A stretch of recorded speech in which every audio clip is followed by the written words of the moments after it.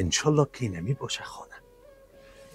اینجا نوشته کردن نسبت تخلف از قوانین و مقررات شارولی کابل کتابچه صفحه خیش رو تصفیه ننموده مسدود کردیدن. بسم الله.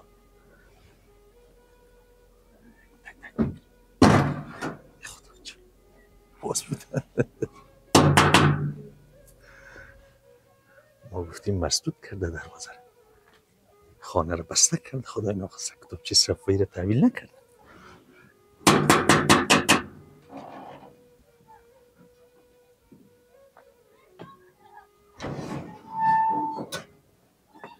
پدر جان السلام علیکم.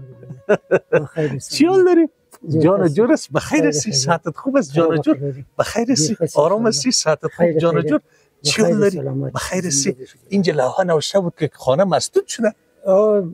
من گفتم که دروازه رو بسته کرده که خدای ناخواسته کوچ مجود نشه.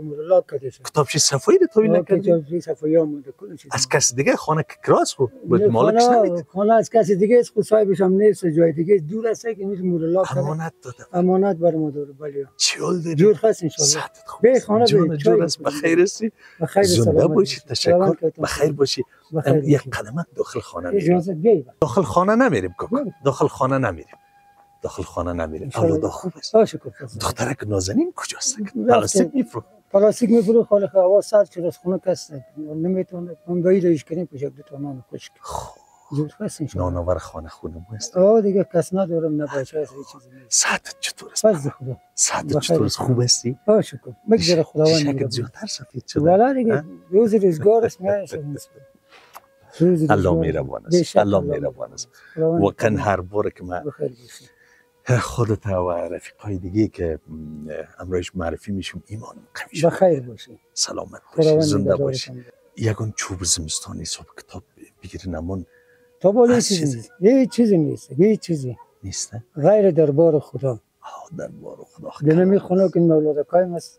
با خدا که این رقم خانه است، این رقم اولاد است که اسمی خانیتون بسیار سال من یادم اون خوب پلاستیک گرفتن پلاستیک گرفتن مگم بامبشم تو بالی والا توانایی نیست که بامب کاغذ کنم. نه طبعا من میفهم آرد برنج روغنی یا هر چی است مگم دامن پروری دربار پروردگار کلان است. بسیار ذات پاک کلان است. این ما را بس رهنما شد که بیایم پیشت بیایم. یک امانت داشتیم پدر جان گرامی. یک امانت داشتیم پدر جان. داشتیم پیسه کوچو. این انشالله اینجا ماندونه. یک امانت بود. خداوند کیتون خوبی کنه. مادر بسیار گرامی.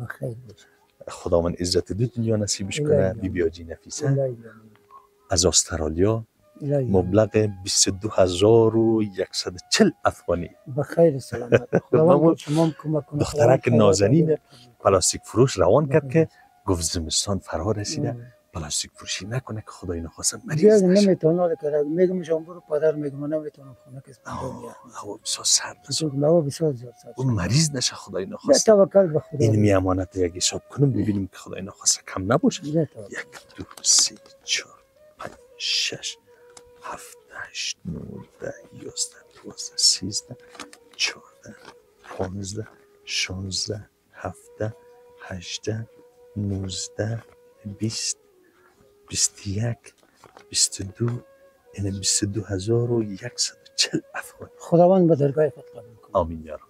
خداوند شما را به عز پناه خود زنده باشید. زحمت کشیدید. تشکر. سلامت باشید. جیبک بود. سلامت باشید. یگان آردروغن میگی. انشالله. یگان چوب مو بیگه. توکل به خدا. خداوند میربان است.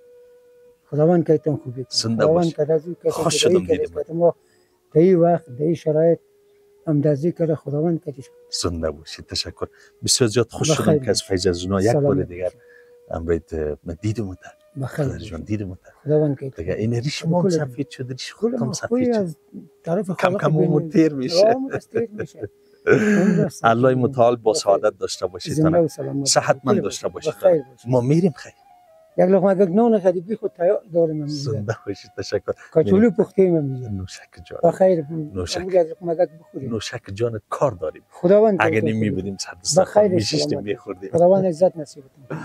بخیر باشید. رفتیم الله نگهدار. الله نگهدار. السلام علیکم.